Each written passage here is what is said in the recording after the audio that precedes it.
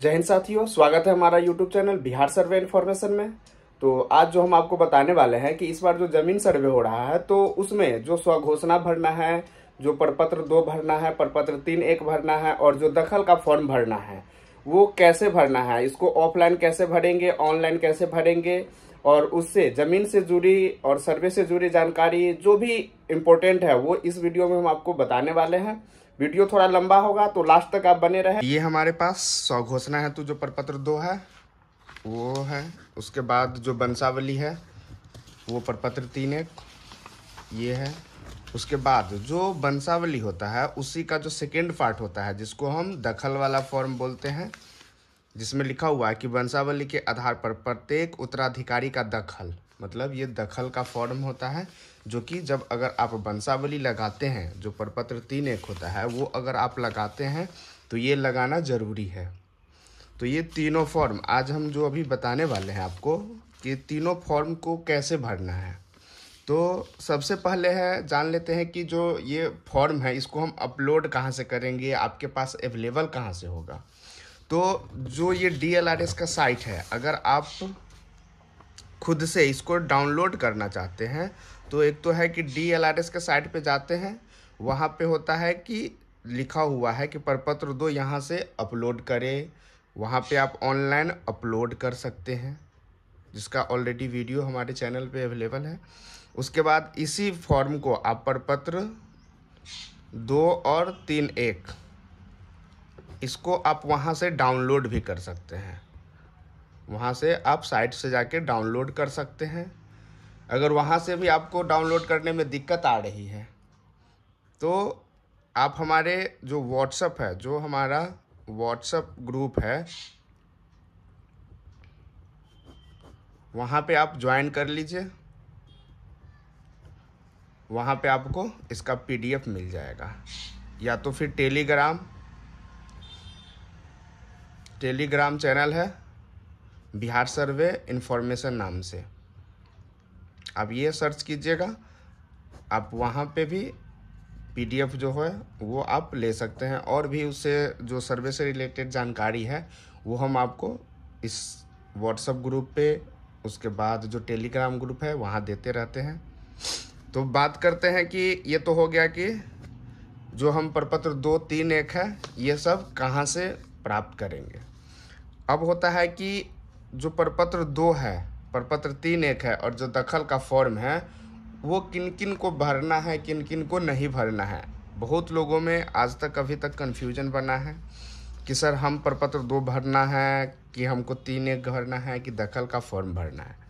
तो सबसे पहले ये हम जान लेते हैं कि अगर कोई केवाला है, आपका कोई खतियान है,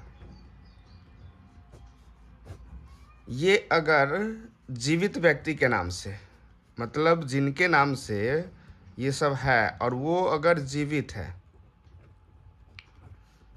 तो इसमें सिर्फ क्या भरना है, प्रपत्र 2 भरना है। अगर जिनके नाम से रसीद कट रहा है, जिनके नाम से रसीद कट रहा है उसमें भी प्रपत्र 2 ही भरना है, अगर वो जीवित है तो। उसके बाद होता है कि जैसे पंचनामा बंटवारा है, तो पंचनामा बंटवारा अगर आप लोग किए हुए हैं तो इसमें क्या लगेगा, प्रपत्र 2 लगेगा, 3(1) लगेगा कि क्या लगेगा।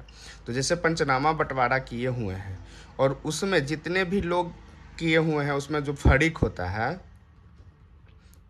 जो फरीकेन होता है और फरीक होता है, उसमें अगर सबके नाम से जमाबंदी कायम हो गया है, जमाबंदी कायम हो गया है, मतलब सब लोग अपना अपना रसीद कटा रहे हैं, पंचनामा बंटवारा किए पहले, बट उसके आधार पे आप लोग अपना जमाबंदी जो है वो कायम करा लिए हुए हैं और अपना अपना रसीद कटा रहे हैं, तो उसमें क्या होगा, सिर्फ प्रपत्र 2 लगेगा।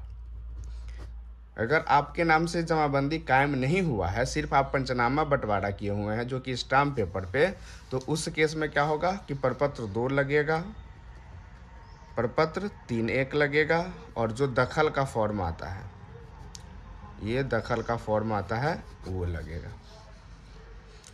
फिर होता है कि ये तो हो गया जिंदा व्यक्ति के केस में। अब जिसमें है कि अगर केवाला है, कोई केवाला है, अब होता है कि कोई केवाला है और जिनके नाम से केवाला है उनका देहांत हो गया है। फिर जो खतियान है, जिनके नाम से खतियान है उनका देहांत हो गया है।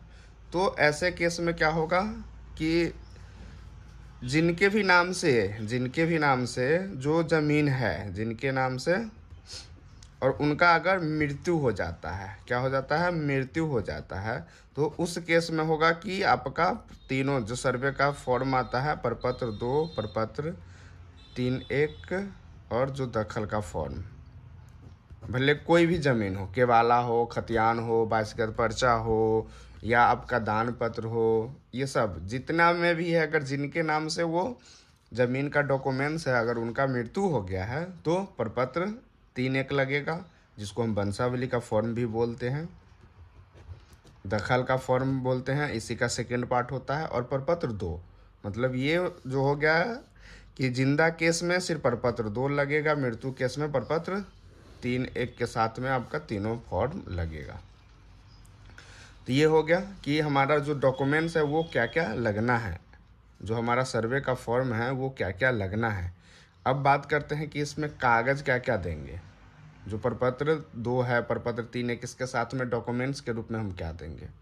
तो डॉक्यूमेंट्स के रूप में देना आपको ये है कि अगर जीवित व्यक्ति के नाम से केवाला है, तो जिनके नाम से केवाला है, मान के चलिए जीवित व्यक्ति केवाला है, तो इसमें आपको क्या करना है कि एक तो सर्वे का फॉर्म लगेगा, उनको भरना है आपको, सर्वे का फॉर्म प्रपत्र 2, ठीक है। उसके बाद जो आपका केवाला है उसका जीरोक्स लगाना है। उसके बाद अगर रसीद कटा हुआ है तो रसीद लगाना है, अगर रसीद नहीं कटा हुआ है तो सिर्फ आपको केवाला लगाना है। फिर जिसके नाम से केवाला था वो जीवित व्यक्ति है तो उनका आधार कार्ड लगाना है, बस। इसका जीरोक्स करके ये पूरे फाइल तैयार करके आपको जो सर्वे का फॉर्म भरना है प्रपत्र 2, इसको आप भरने के बाद एक एक्स्ट्रा जो होता है वो जीरोक्स करा लेना है। ये जीरोक्स करा लेने के बाद जब भी आप सर्वे ऑफिस में अमीन के पास हो या ऑफिस में जमा करते हैं, तो जो प्रपत्र 2 का जो आप एक्स्ट्रा फोटो स्टेट करवाए हुए हैं उस पर आपको एक रिसीविंग मिलेगा, जिसमें साइन करके डेट के साथ आपको एक सीरियल नंबर देते हुए आपको एक रिसीविंग के तौर पे दे दिया जाता है, जो कि आपको वही काम आने वाला है जब तक सर्वे होगा। तो ये हो गया आपका जीवित केवाला जिनके नाम से है। उसके बाद है अगर आपका खतियानी है, पंचनामा बंटवारा के माध्यम से है, तो इसमें आप क्या दीजिएगा, उसमें होगा कि आप पहले बता दिए हैं कि सर्वे फॉर्म जो है वो आपको तीनों सेट वाला लगेगा मृत्यु के केस में। उसके बाद अगर केवाला है जिनके नाम से, उनका अगर मृत्यु हो गया है तो केवाला लगाना है। फिर उसमें रसीद अगर है तो रसीद लगाना है। फिर अगर आपका खतियानी ज़मीन है तो खतियान लगा दीजिए, अगर अवेलेबल है तो। रसीद कटाए हुए हैं तो रसीद लगा दीजिए। फिर जिनके नाम से सर्वे करवाना है तो उनका आधार कार्ड लगाएंगे, और साथ में एक खुद से वंशावली बनाया जाता है, जो कि हमारे चैनल पे वीडियो अवेलेबल है कि वंशावली कैसे बनाते हैं। क्योंकि इसमें जिनके भी नाम से केवाला होगा या खतियान होगा उनका मृत्यु हो गया है, तो मृत्यु हो जाने के बाद आपको एक वंश वृक्ष जिसको हम वंशावली बोलते हैं, ताकि ये पता चल सके ना कि जिनके नाम से केवाला है, जिनके नाम से खतियान है, वो आप ही के वंशज थे या आप ही के दादा परदादा है। तो उसमें आप एक सादा पेपर लेना है, कुछ भी नहीं करना है, A4 साइज़ का सादा पेपर लेके, और जो वंशावली बनेगा जिनके भी नाम से केवाला है, जैसे राम के नाम से केवाला था, इनका मृत्यु हो गया है, तो राम का जितना बेटा है उनका नाम हो जाएगा। और ये कब तक चलता रहेगा, जब तक जीवित व्यक्ति नहीं आ जाए। अगर मान के चलिए यहाँ तीनों जीवित है तो हम यहीं पर आके इसको छोड़ देंगे। तो ABC तीनों का आधार कार्ड का जीरोक्स इसमें लग जाएगा, और ये जो डॉक्यूमेंट्स बोले हैं ये लग जाएगा, और जो वंश वृक्ष आप बनाए हैं ये सादा पेपर में वो वंशावली लग जाएगा। बस इतना चीज़ करके फिर आपको एक सेट बना के इसका एक रिसीविंग ले लेना है। फिर उसमें भी है कि जो सर्वे का जो ऑनलाइन प्रक्रिया है और ऑफलाइन, जो जमा करने का ऑनलाइन में है कि आपको फिर कुछ भी नहीं करना है, फॉर्म अब ये क्या कहते हैं अपलोड करना है सिर्फ। तो इसमें आपको सर्वे का जो जितना फॉर्म है, जो डॉक्यूमेंट्स है, इसका क्या करना है, PDF बना लेना है, वो 3 MB के अंदर। इसका फुल जो वीडियो है, जो प्रोसेस है कि कैसे ऑनलाइन अपलोड करना है, इसका भी ऑलरेडी वीडियो चैनल पे अवेलेबल है, आप वहाँ पे जाइए देखिए। फिर उसके बाद ऑफलाइन में तो कुछ भी नहीं करना है, आपको जाके जमा करना है, एक 707 रिसीविंग ले लेना है। तो ये तो हो गया अपना प्रपत्र 2 से रिलेटेड जो जानकारी है। अब आते हैं मेन मुद्दा पे कि जो इसको हम सर्वे का जो फॉर्म है इसको फिलअप कैसे करेंगे। तो ये तो पहले आप जान गए कि प्रपत्र 2 कहाँ लगना है और प्रपत्र 3 कहाँ लगना है, लेकिन हम जो अभी बताएंगे आपको, तीनों फॉर्म का जो है वो हम भर के बताएंगे कि कहाँ क्या भराएगा। वीडियो थोड़ा लंबा होगा तो कोशिश करें कि ये पूरा वीडियो देख ले, ताकि आपको इससे रिलेटेड आपको कोई भी कन्फ्यूज़न नहीं होगा, न रहने देंगे हम आज। तो इसमें जो है कि राजस्व ग्राम, ग्राम मतलब गांव होता है, और राजस्व जो होता है कि जहां हमारा ज़मीन है। तो जहां भी आपका ज़मीन पड़ता है उसका नाम यहाँ लिखना है। बहुत लोग क्या कर रहे हैं कि जो अपना घर है, हमारा घर अगर किसी भी ज़िला में है तो ज़रूरी नहीं है कि उसी ज़िला में हम ज़मीन खरीदे होंगे, क्योंकि हम चाहे तो बिहार में किसी के कोना में कहीं भी हम ज़मीन खरीद सकते हैं। तो जहाँ पे भी हमारा ज़मीन है उस गांव का यहाँ नाम डालना है। अगर मान के चलिए कोई गांव है, खेमी हो गया, तो ये हो गया क्या कि यहाँ पे हमारा ज़मीन है, ज़रूरी नहीं है कि यहाँ पे मेरा घर होगा। तो जहाँ भी आपका राजस्व ग्राम मतलब ज़मीन जहाँ होगा, ज़मीन जहाँ होगा वहाँ का यहाँ पे नाम डालना है। उसके बाद है कि थाना नंबर। तो थाना नंबर जब भी आप केवाला है, खतियान है, रसीद है या कोई भी चीज़ है, तो उसमें आप देखिएगा कि जो राजस्व ग्राम है उसका आपका एक थाना, यूनिक थाना नंबर होता है। हो सकता है कि उस मौजा का 1 नंबर थाना हो, 2 हो, 500 हो, 1000 हो, 200, कुछ भी हो सकता है। तो उसका जो थाना संख्या है वो आपको यहाँ डाल देना है। थाना संख्या कुछ भी आपका जो हो, ये आपका जो कागजात है उसमें लिखा होता है। ये थाना संख्या हो गया।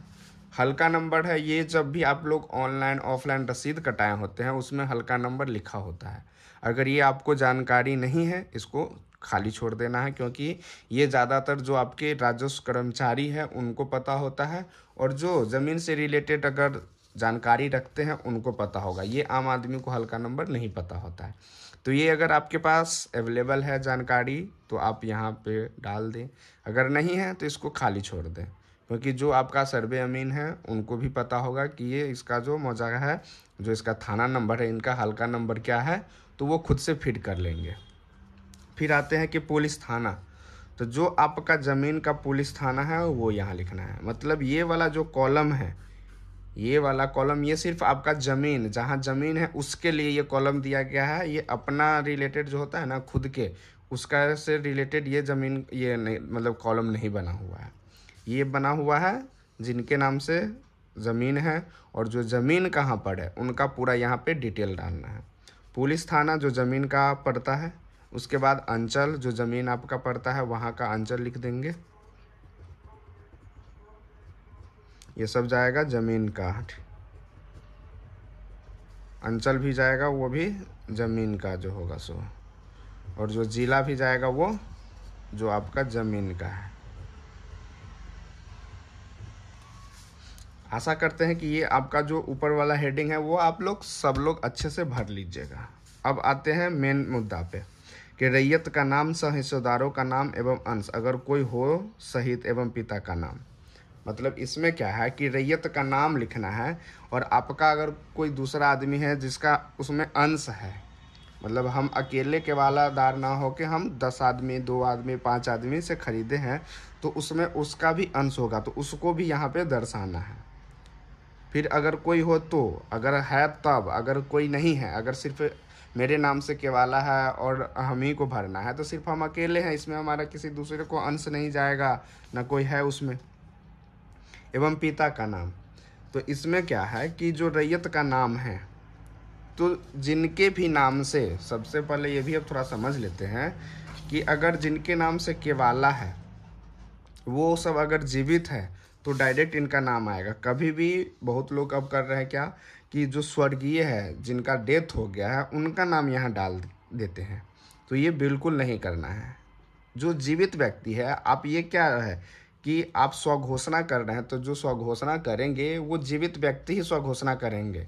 जिनका देहांत हो गया है, जिनका डेथ हो गया है, वो कभी भी नहीं आएंगे स्वघोषणा करने के लिए कि ये मेरा ज़मीन है या हमारा मृत्यु हो गया है आप मेरा ज़मीन दूसरे बेटा बेटी या किसी को दे दीजिए, तो वो कभी भी स्वघोषणा करने नहीं आएंगे। तो इनमें उन्हीं का नाम लिखना है कि जो जीवित व्यक्ति है। तो जीवित व्यक्ति में हो सकता है आप हैं, आपके भाई होंगे, आपके माता पिता होंगे, या जो भी है उनका नाम यहाँ लिखना है। जो जीवित व्यक्ति है उनका नाम यहाँ जाएगा।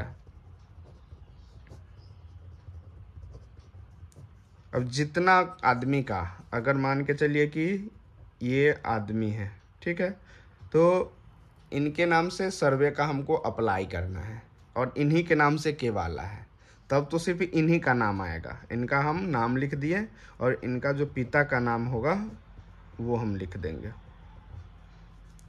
हो गया क्लियर? जीवित व्यक्ति के केस में क्या है कि जिनके नाम से केवाला है, खतियान है, तो उनका हम नाम लिख देंगे और उनके पिताजी का नाम लिख देंगे। अब होता है कि मृत्यु हो गया है,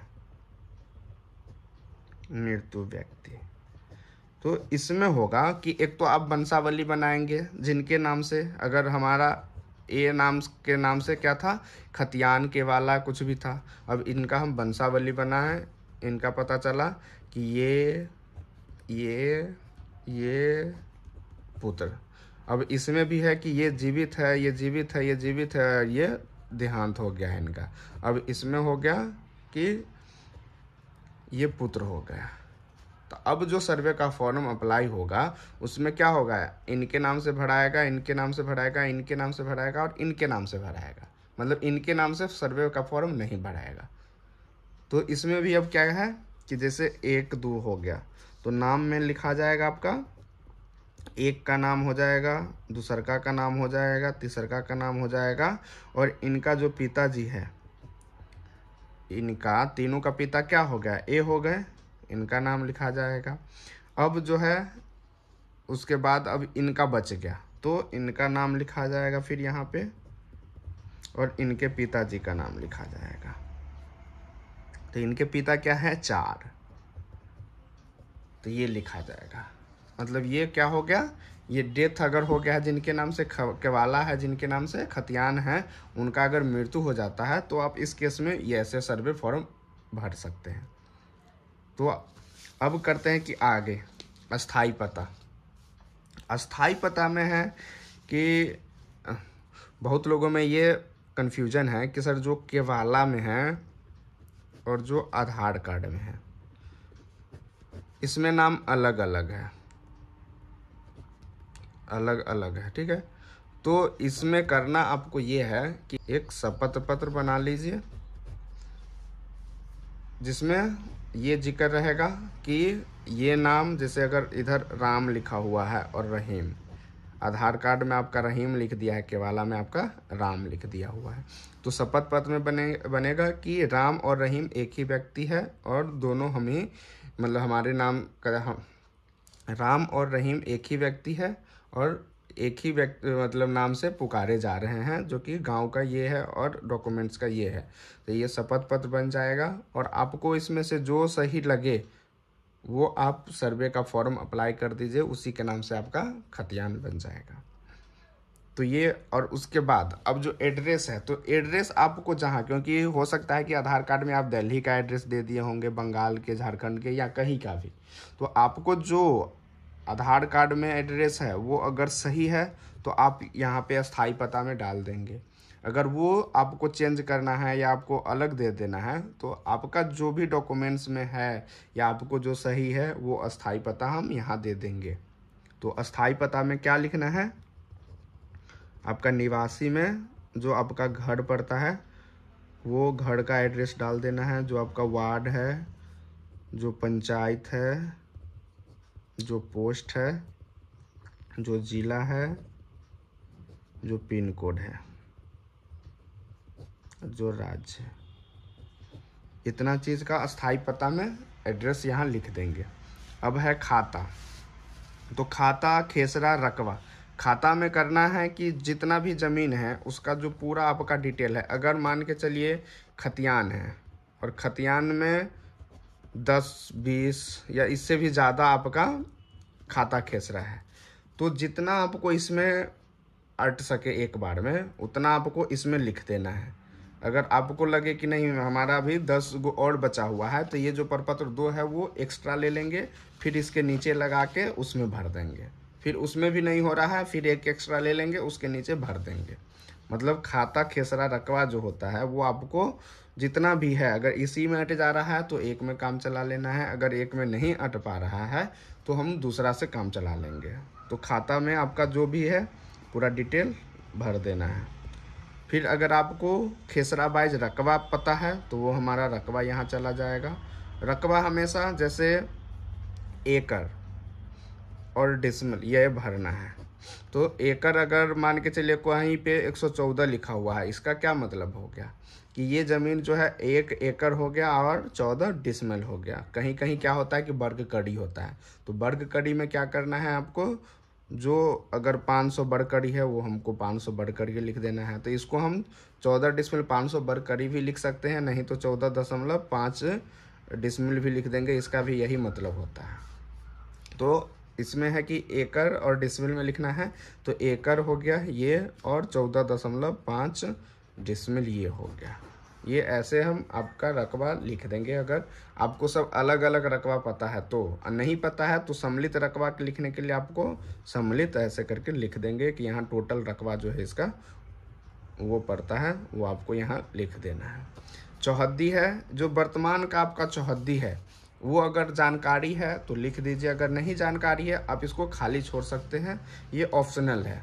क्योंकि ये जो चौहद्दी है जब सर्वे अमीन प्लॉट पर जाएंगे उस समय वो देखेंगे और हो सकता है कि जो आपके द्वारा भरा गया है चौहद्दी वो मैच नहीं करे, क्योंकि बहुत लोगों के जो चौहद्दीदार है उसके बारे में नहीं पता है। हाँ, कोशिश ये करना है कि जो आपका चौहद्दीदार है उसके बारे में जानकारी प्राप्त कर लेंगे आप, ताकि किस्तवार प्रक्रम में जाए तो उसको आप जानकारी दे सके। अगर चौहद्दीदार अवेलेबल ना हो तो आप उनको बता सके कि ये इस आदमी का ज़मीन है, तो कोशिश ये करना है। अगर चौहद्दी अवेलेबल है आप इसको उत्तर, पूरब, दक्षिण,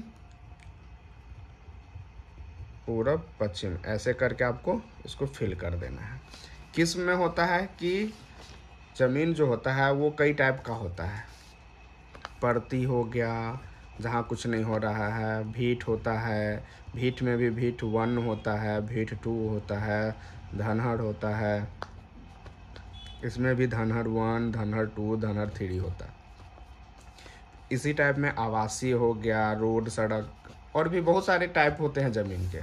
तो इसमें जो आपका ज़मीन है ज़्यादातर केस में होता है कि आवासीय ज़मीन होता है और जो कृषि करते हैं वो है करते हैं। तो आपको सिर्फ ये लिख देना है, बाकी अमीन जब प्लॉट पर जाएंगे वो डिसाइड करेंगे देख के कि वो भीट है, भीट 2 है, धनहर है या परती है या जो भी है। आपका जो ज़मीन रहेगा वो यहाँ पे लिख देना है किस्म। अगर कृषि है तो कृषि लिख देंगे, अगर बाँस में है, घर बना हुआ है, बाँस लिख देंगे, अगर आपका आम का पौधा ये सब लगा हुआ है बागवानी लिख देंगे, अगर बाँस वाँस लगे हैं तो बाँसबाड़ी लिख देंगे, अगर आपका परती है तो परती लिख देंगे। ये आपको अपने स्तर से जानकारी दे देना है कि हमको क्या लिखना है और कैसा ज़मीन है। अब होता है कि शेष छोड़ के लगान। तो शेष छोड़ के लगान जो होता है जब आप रसीद कटाते हैं तो ऑफलाइन रसीद जो कटाते हैं या ऑनलाइन, तो उसमें लिखा होता है कि शेष छोड़ के लगान। उसमें जब आप देखे होंगे एक कॉलम होगा कि लिखा होगा शेष छोड़कर लगान, मतलब जो आप लगान पे करते हैं 1 साल का, 10 साल का, 20 साल का, तो उसमें एक लिखा होता है कि शेष छोड़कर लगान। तो वो आपने जितना लगान पे किया है, पहले तो 1 रुपया, 2 रुपया, 50 पैसा ऐसे लगान होता था, अब शायद 120, 150 ऐसे कुछ होता है। तो ये चीज़ जो आपका लगान है वो रसीद में लिखा होता है, वो लगान हमको यहाँ पे दर्शा देना है। फिर जमाबंदी संख्या है। जमाबंदी संख्या में आपका जो रसीद कटता है, जो ऑफलाइन रसीद का कटता है, उसमें आपका कॉर्नर पे ये जो रसीद का है कॉर्नर, यहाँ पे जमाबंदी संख्या लिखा होता है, वो आपको यहाँ जमाबंदी संख्या लिख देना है।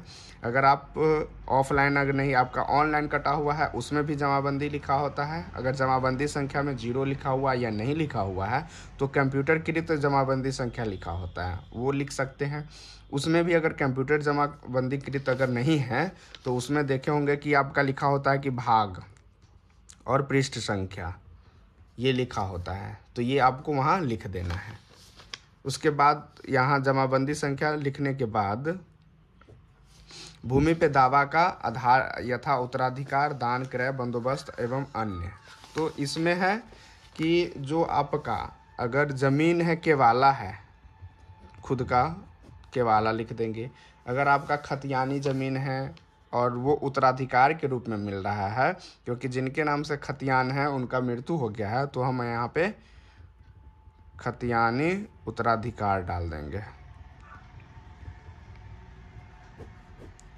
फिर उसके बाद अगर आपका ज़मीन बंदोबस्त किया गया है तो बंदोबस्त, कोई अगर दान पत्र मिला हुआ है तो यहाँ दान पत्र लिख देंगे, कोई वासगत पर्चा है तो वासगत लिख देंगे इत्यादि हम लिख सकते हैं। जो आपका ज़मीन का टाइप है कि कौन सा टाइप का आपका ज़मीन है और किस प्रकार से आप उस पर आवेदन कर रहे हैं, दावा कर रहे हैं। उसके बाद है कि अभियुक्ति अगर कोई हो तो, अभियुक्ति में है कि अगर आपका कोई केस वेस चल रहा है तो जो अगर केस चल रहा है उसका आपको टाइटल जो सूट नंबर होता है वो डाल देना है, जो आपका वर्ष है वो डाल देना है। ये दो चीज़, आप टाइटल सूट अगर चल रहा है या कोई केस चल रहा है तो वो टाइटल सूट नंबर या केस संख्या जो होता है वो इसमें लिख देना है। अब जो है स्थान, तो स्थान में है कि आप जहाँ से फॉर्म भर रहे हैं वहाँ का आपको स्थान लिख देना है। उसके बाद आपका तिथि, तिथि जिस तिथि में आप अप्लाई करने जा रहे हैं या कर रहे हैं उस तिथि को हम यहाँ पे भर देंगे। उसके बाद रैयत का हस्ताक्षर, अगर एक आदमी रैयत है और वो अवेलेबल है उनका यहाँ साइन या उठा का निशान हो जाएगा। अगर 10 आदमी के नाम से 20 आदमी के नाम से ज़मीन का आप सर्वे फॉर्म अप्लाई कर रहे हैं तो उसमें से कोई एक आदमी अवेलेबल होगा, वो सर्वे का फॉर्म में आप साइन करवा लीजिएगा। ज़रूरी नहीं है कि 10-20, जब खाना पूरी होगा उस समय सबका साइन ज़रूरी होगा और उस समय अवेलेबल रहना ज़रूरी है। उसके बाद मोबाइल नंबर, तो मोबाइल नंबर यहाँ पे आपको डाल देना है जो 10 अंक का होता है, ठीक है। ये मोबाइल नंबर हमेशा चालू अवस्था में होना चाहिए, कभी भी कोई कॉल करे या कुछ भी तो ये आपका अवेलेबल होना चाहिए। कोशिश ये करना है कि जो मोबाइल नंबर आप सर्वे में देते हैं वो सही हो। उसके बाद आधार संख्या, तो जो आधार संख्या इसमें से जो फर्स्ट आदमी है, जो सबसे बड़ा भाई होगा या जो अवेलेबल होगा उनका आपको आधार संख्या यहाँ डाल देना है। इतना चीज़ करने के बाद आप देख सकते हैं कि ये जो प्रपत्र 2 है ये आपका फुल्ली कंप्लीट हो गया है। इसमें कोई भी आपको कन्फ्यूज़न नहीं होना चाहिए। प्रपत्र 2 भरने के बाद अब हम देखते हैं कि प्रपत्र 3(1) जो है वो कैसे फिल करें। यहाँ पे है कि अंचल, जो आपका अंचल है, जो आपने प्रपत्र 2 भरा है उसमें जो आपका अंचल लिखा हुआ है, ये ज़मीन का अंचल के बारे में यहाँ लिख देंगे। जो जिला है आपका वो लिख देंगे। उसके बाद इसमें ये भी ध्यान रखना है कि जो अपना ज़िला है और अपना अंचल है वो नहीं लिखना है, ये आपका ज़मीन का ही लिखना है। क्योंकि जो आप शिविर प्रभारी को आवेदन दे रहे हैं, ये सेवा में शिविर प्रभारी लिखा हुआ है, तो जहाँ ज़मीन आपका है शिविर वहीं लगा हुआ है, उसी अंचल में ये शिविर लगा हुआ है, तो उन्हीं को आप आवेदन दे रहे हैं। तो अगर आपका कोई दूसरा डिस्ट्रिक्ट में घर पड़ता है तो उसमें अपना डिस्ट्रिक्ट नहीं डालना है, इसमें जो ज़मीन का डिस्ट्रिक्ट है, जो अंचल है, वही आपको डालना है। उसके बाद है कि हम लोग, मतलब इसमें लिखा हुआ है कि उपयुक्त विषय के संबंध में सूचित करते हुए कहना है कि मैं और या हम लोग, ये तभी लगेगा जब जिनके नाम से केवाला खतियान है उनका अगर मृत्यु हो गया है, तब उसमें यह सिर्फ सर्वे का जो प्रपत्र 3(1) है, जिसको हम वंशावली का फॉर्म बोलते हैं, वो तभी लगना है। तो इसमें जैसे हमने जीवित व्यक्ति ए के नाम से भरा था तो इसमें लगाने की कोई ज़रूरत नहीं है। हाँ, इसमें क्या था कि जिनके नाम से केवाला था उनका अगर मृत्यु हो गया है तो उनका यहाँ नाम आएगा। तो जिनका केवाला था उनका जितना पुत्र पुत्री है, जो आप वंशावली बनाएंगे या बनाए होंगे, उसमें जितने भी आदमी होंगे, जैसे ये यहाँ पे राम होगा, उसके बाद हो सकता है कि अगर आपका जो भाई है या उनके वंशज है वो 3 ही हो, तो आप 3 का नाम आराम से यहाँ लिख सकते हैं।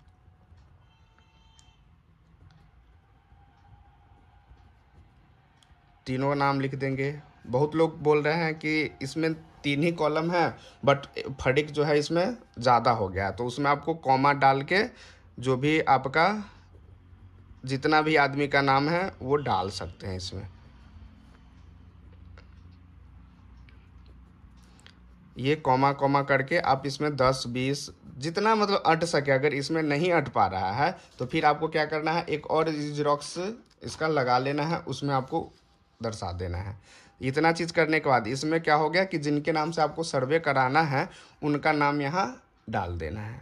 उसके बाद अगर वो पुत्री है तो पुत्री में टिक मार देंगे, अगर पुत्र है तो पुत्र में, अगर आप पुत्र पुत्री दोनों का इसमें डाल दिए हैं तो दोनों में टिक मार देंगे। ठीक है, इतना चीज़ करने के बाद अगर पुत्र पुत्री है तो दोनों में टिक मारते हैं, और उसके बाद यहाँ पे पिताजी का नाम, इनका जो पिताजी है उनका नाम यहाँ डाला जाएगा। इस साइड में पिता का नाम डालना है और इस साइड में जो जीवित व्यक्ति है उसका नाम डालना है। उसके बाद आता है कि श्रीमती, यहाँ पे श्रीमती लिखा हुआ है और श्री, तो अगर पुत्र है श्री में टिक मार देंगे, पुत्री है तो श्रीमती में टिक मार देंगे। यहाँ पे भी सेम लिखा हुआ है। अब क्या है कि अगर जिनके नाम से खतियान केवाला या जो भी है उनका अगर पत्नी जीवित है तो उनका हम पत्नी का नाम यहाँ डाल देंगे। अब आता है कि निवासी। अब आगे यहाँ पे कि ज़मीन का डिटेल ऊपर ही देना था जो कि प्रपत्र 2 में।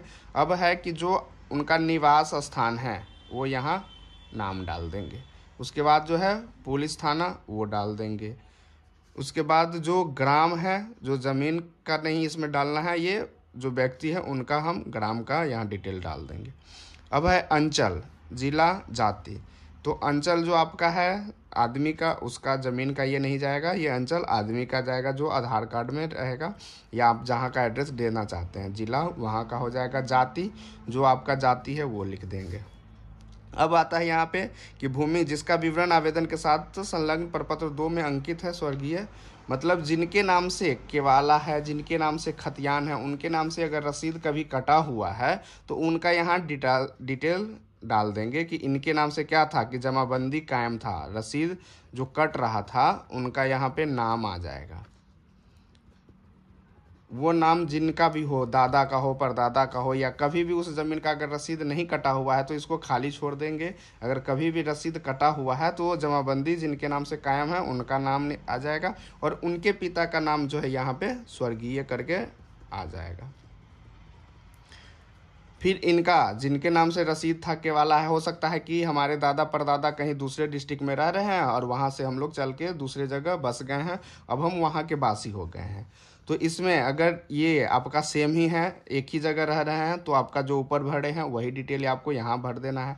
नहीं, आपके दादा परदादा कहीं दूसरे जगह थे, दादा परदादा कहीं दूसरे जगह थे, बट अभी जो है आपका एड्रेस अलग हो गया है, तो उस समय का एड्रेस जो होगा उनका ये यहाँ डिटेल डाल देंगे। अब आते हैं राजस्व ग्राम। तो जो ज़मीन है जहाँ का जमाबंदी है वो आपका जो प्रपत्र 2 में भरे हैं उसका हम राजस्व ग्राम लिख देंगे। जो अंचल है वो लिख देंगे। जो जमाबंदी संख्या जिनका है वो लिख देंगे। अगर नहीं है, कभी कटा ही नहीं है, तो उसका हम खाली छोड़ देंगे। अब है यहाँ पे खतियान। अगर आप खतियान का डिटेल भर रहे हैं, खतियान दे रहे हैं, तो यहाँ खतियान लिख देंगे।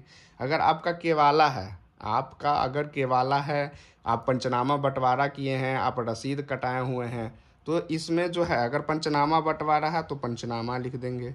अगर आपका केवाला है तो केवाला लिख देंगे। उसके बाद खाता। अगर आपका यहाँ पे जो स्पेस है इसमें 1 से 2 या 3 से ज़्यादा नहीं अटेगा, अगर उतना ही खाता है तो आपको कॉमा करके डाल देना है। अगर इससे ज़्यादा है तो लास्ट में इत्यादि या ईटीसी आप लगा दीजिएगा। फिर खेसरा जो है सेम करना है, जितना आपका है वो करके, बाकी अगर नहीं अटता है उसमें ईटीसी लगा देना है। रकबा आपका टोटल यहाँ पे लिख देना है। जो आपका ज़मीन का टोटल रकबा है। जो आपका लगान, जो लगान आपने लास्ट बार पे किया हुआ था वो 120 जो भी आपका पे है वो आपको पूरा का पूरा लगान यहाँ लिख देना है। बाकी ये चीज़ें आपके मन में कन्फ्यूजन होगा कि इसमें ईटीसी लिख देंगे, इसमें ईटीसी लिख देंगे तो क्या होगा। आपका ये जो सेकेंड पार्ट है उसमें आपका फुल्ली ब्यौरा जो होता है पूरा ब्यौरा आपको लिखना है यहाँ पे, जो खाता खेसरा है। और प्रपत्र 2 जो भर रहे हैं उसमें भी आपको पूरा का पूरा लिखना है। तो आप प्रपत्र 3(1) में इत्यादि अगर जगह नहीं है तो आप इत्यादि लिख सकते हैं। बाकी 2 जगह जो है फॉर्म में ऑलरेडी वो डिटेल रहता है। फिर है नीचे वंशवृक्ष टेबल फॉर्म बनाएं। ये इतना स्पेस है। अगर छोटा वंशवृक्ष है आपके पास तो आप यहाँ पे भी वंशवृक्ष बना सकते हैं, जो आपका वंशावली बनता है। अगर इससे ज़्यादा है, बड़ा फैमिली है, उसमें ज़्यादा फर्क है, तो आप उसमें खुद से सादा पेपर पे बना के इसमें अटैच कर सकते हैं। उसके बाद आता है कि विश्वास भाजन। यहाँ पे सेम है, आपका जो यहाँ साइन होगा उनका यहाँ पे साइन हो जाएगा। तो ये प्रपत्र 3(1) हो गया है। उसके बाद अब जो है सेकेंड पार्ट इसका दखल का फॉर्म, तो वो कैसे भरना है। तो दखल का जो फॉर्म है तो इसमें भी आपको कुछ भी नहीं, कोई एक्स्ट्रा जानकारी नहीं है। जो अभी तक आपने फॉर्म भर लिया है, जो प्रपत्र 2 जो भरे हैं, सेम टू सेम जानकारी आपको यहीं डालना है। इसमें कोई अंतर नहीं है। रैयत का नाम आपने पहले भर लिया है।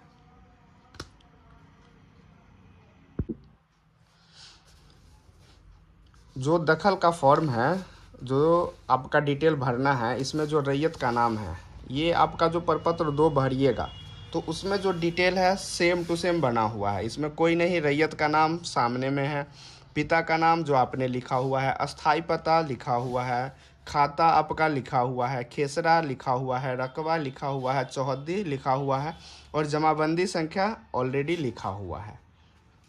मतलब देखने के लिए बस आपको लग रहा होगा कि ये अलग फॉर्म है, बट ये अलग फॉर्म नहीं है। ये आपका पूरा का पूरा डिटेल ऑलरेडी आपने पीछे भर चुका है, बस उसी का यहाँ पे कॉपी कर देना है। जो रैयत का नाम है, जीवित व्यक्ति है तो उसमें आपको यहाँ आना ही नहीं है। जीवित व्यक्ति के नाम से अगर आप सर्वे अप्लाई कर रहे हैं तो ये आपको ये भरने की ज़रूरत ही नहीं है। तो बट ये है कि जिनके नाम से केवाला खतियान था उनका मृत्यु हो गया, तभी आप जाके यहाँ पे आप पहुँचिएगा और यहाँ का फॉर्म फिलअप कीजिएगा।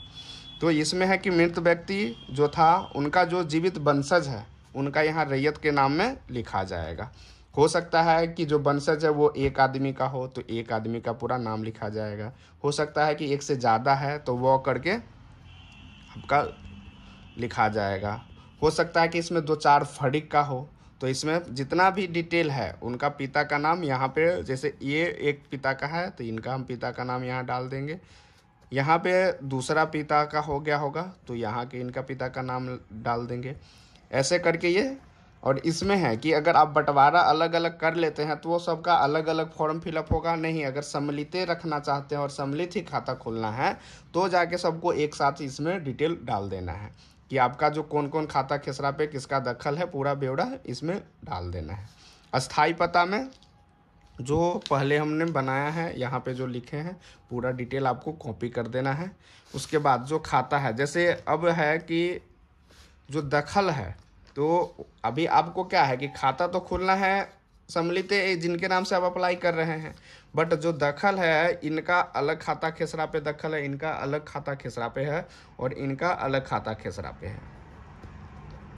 तो जो जिन खाता खेसरा पे है उनके सामने में वो खेसरा जो रकबा पे है उनका हम पूरा डिटेल यहाँ भर देंगे।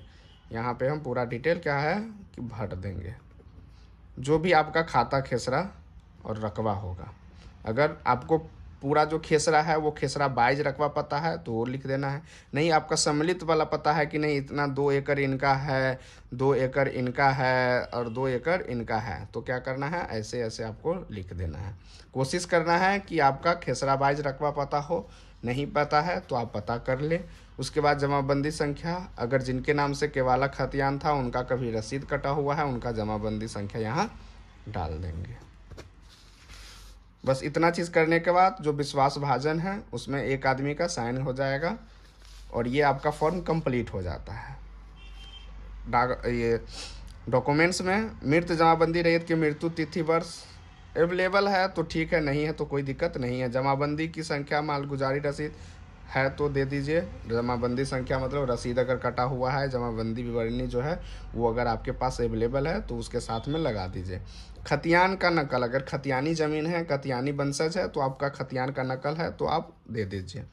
फिर है दावाकृत भूमि से संबंधित दस्तावेजों की विवरणी, जो विवरणी ऑलरेडी आप भर रहे हैं वही हो गया। सक्षम न्यायालय का आदेश हो तो आदेश की सच्ची प्रतिलिपि, अगर कोई केस चल रहा था, टाइटल चल रहा था, वाद विवाद था, उसका अगर आपका डिग्री मिला हुआ है तो उसका जो सच्ची प्रतिलिपि होता है आदेश की वो आपको लगाना है। आवेदनकर्ता हित अर्जन करने वाले मृतक का वारिस होने का प्रमाण पत्र, मतलब हमारा जो पिताजी के नाम से ज़मीन था उनका मृत्यु हो गया है तो हम उन्हीं के वंशज है कि नहीं, हम उन्हीं के बेटा पुत्र है कि नहीं, इसका जो डॉक्यूमेंट्स होता है ये वंशावली होता है, ये वंशावली होता है तो वो आपको साथ में लगा देना है। उसके बाद होता है कि आवेदनकर्ता के आधार कार्ड, जो आप आवेदन कर रहे हैं इसमें सबका क्या करना है कि आधार कार्ड का फ़ोटोकॉपी लगा देना है। फिर आवेदनकर्ता के वोटर आईडी, ये ज़रूरी नहीं है, अगर आप आधार कार्ड लगा देते हैं वोटर कार्ड की ज़रूरत नहीं है। बस इतना चीज़ करने के बाद आप सर्वे का जो फॉर्म होता है वो कंप्लीट हो जाता है।